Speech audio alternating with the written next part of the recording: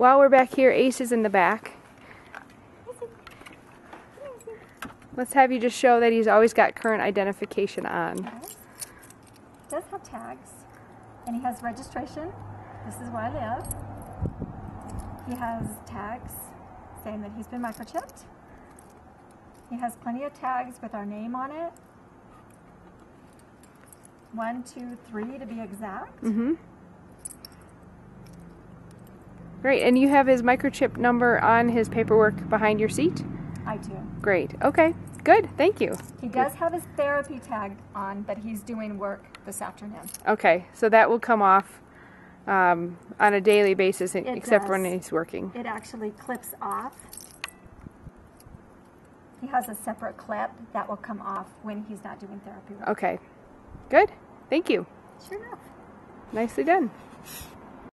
Okay, Julie, so what we're going to do is we're going to have you open the back of the car, unclip Ace from his leash, step back out of the way, and then wait a few seconds, and then call him, give him the release cue. And what we're trying to see is that Ace will stay in the car until cued for a release from you. Okay. Okay? One second. Come here, wait. Wait.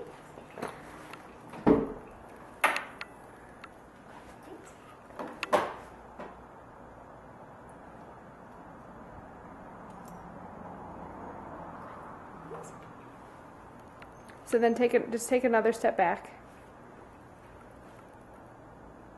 All right, you can release him at any time. Can I go ahead and attach his leash? You can, yeah. And then just step back and hold the very end of the leash. Okay. Wait. All right.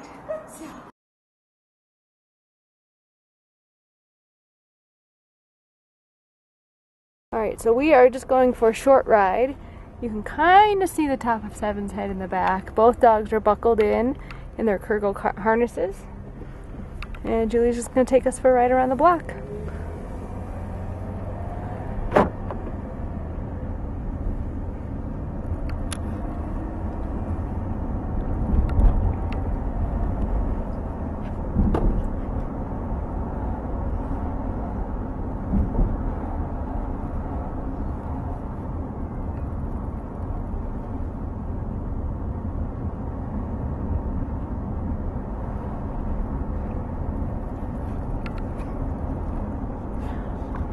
Doing good.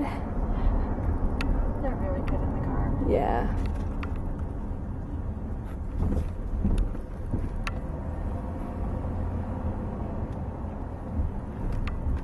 Seven just always sleeps. Does she? Yep. Yeah, her head's down now. Yep, it's always like that.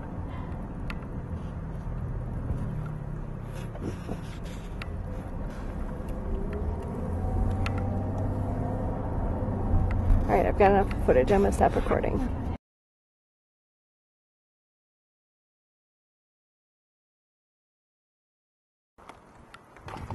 Okay, Julie, so the next thing let's look at is your first aid kit.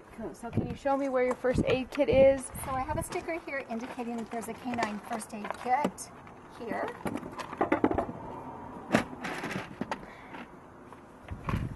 So I have slip leads and my first aid kit here. Okay, and what are some of the major items you've got in your first aid kit? I have a muzzle, bandages, eye wash, some bandages, Great. and junk like that. Okay.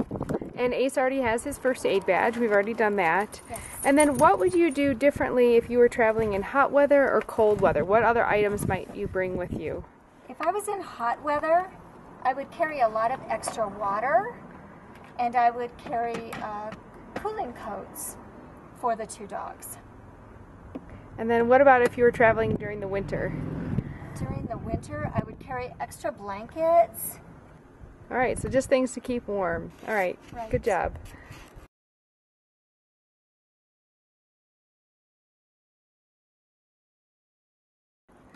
Okay, Julie, I'm going to have you show me how you have emergency personnel directed to help your dogs in case of emergency. Okay. I actually have a sticker that says there's emergency info behind the driver's seat. Okay. All right, let's see that. Which is here. Oh, okay. Which I have it all in here. And you have Ace, 7, and do you have your stuff too? Yes. Okay, and do you have photos in there? I don't have photos yet. Okay, so that's something all of my photos are currently at my job, all hung up at my work. So that's something you should print a couple photos in there so that people know the difference between the two dogs. And then if you were ever to have an emergency situation and they were to get away from you, you could make posters out of them.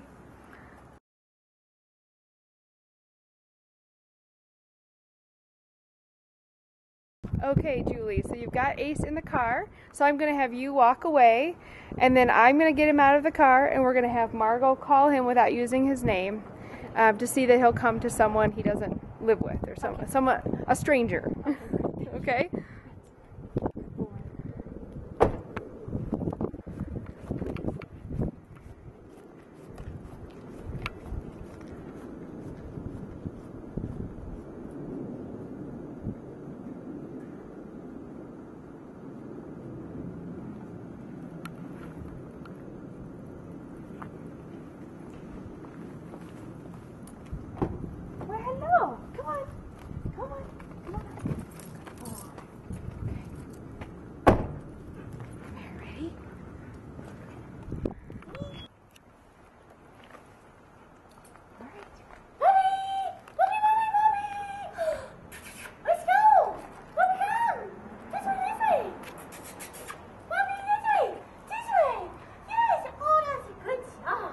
Very nice. Yeah, let's go.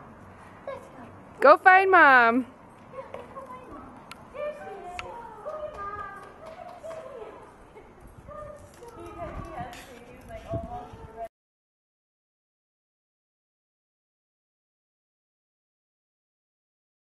All right, Julie, so if you're getting ready to go on a trip, what are some of the things you might pack and get ready to go before you actually leave on that trip? I want to make sure I get extra dog food, bottled water. I want to make sure I have a blanket, poop bags.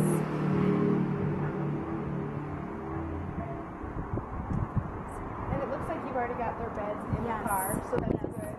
It's nice when you go on a trip to be able to have something that feels like home that they're used to sleeping on too. Right. Okay. And what about if your destination includes a hotel stay? What are the things you might do differently? In a hotel, I want to make sure that I always get a ground floor room so that coming and going, we're not disturbing other guests.